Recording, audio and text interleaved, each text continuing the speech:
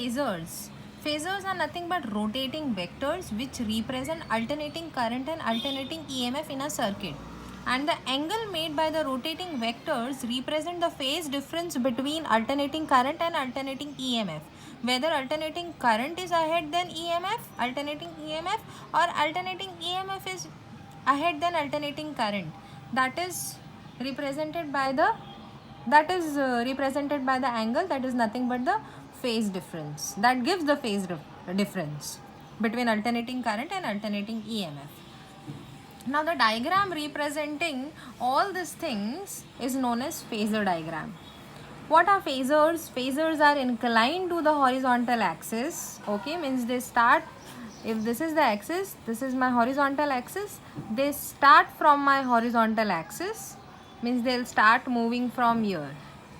Horizontal axis पे होते हैं, फिर मूव करना स्टार्ट करते हैं towards my vertical axis that is 90 degree वाला. तो मतलब ये 0 डिग्री पे होते हैं first. Phasors rotate in anti-clockwise direction.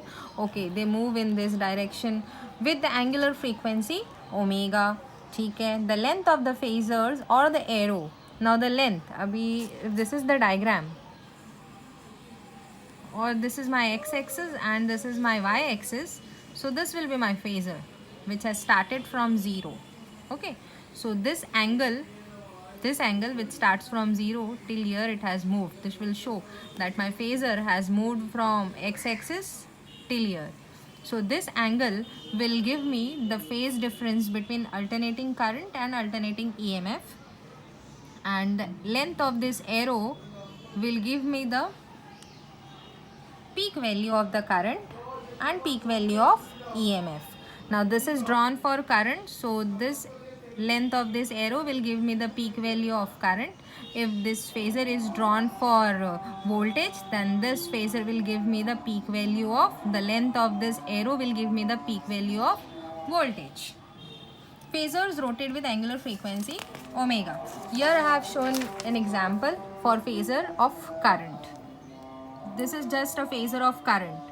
इसी में phasor of अपना voltage भी आएगा, alternating voltage, and this is phasor for alternating current, and this length of arrow gives me the peak value of current, that is I0. Now in sine form, if my alternating current and alternating voltages are in sine form, that is it has value I0 sin omega t and E0 sin omega t, at that time this is just phasor for alternating current. इसलिए ये arrow का जो length है that is giving me the alternating current का peak value, that is I0. ठीक है.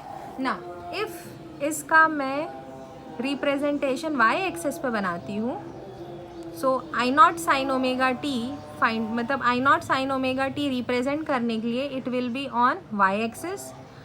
If the alternating current is in cos form, then it will be, that line will be on x axis. Its representation will be on x axis. किसका representation?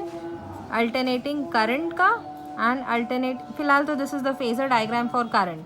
So इसका alternating current which is in form of cos, that representation will be on x axis, and this is the angle. This is the angle. अब ये we compare the angle. Actually this is the angle which gives a phase difference बताता है. ठीक है. And here my phasor is rotating. This arrow is my phasor. This phasor is rotating with angular frequency omega, and the length of this phasor gives me the peak value of the alternating current. ठीक है. If it is in cos form, then I0 cos, or the value of alternating current will be represented by marking it on x-axis, and if it is in sine form, the value of the alternating current will be represented on marking it on y-axis. That is I का value क्या है? I0 sin omega t, तो वो y-axis पे mark करके बताया है. ठीक है. This was all about phasor. If you still have confusion in my further lectures or in my further videos, you'll understand.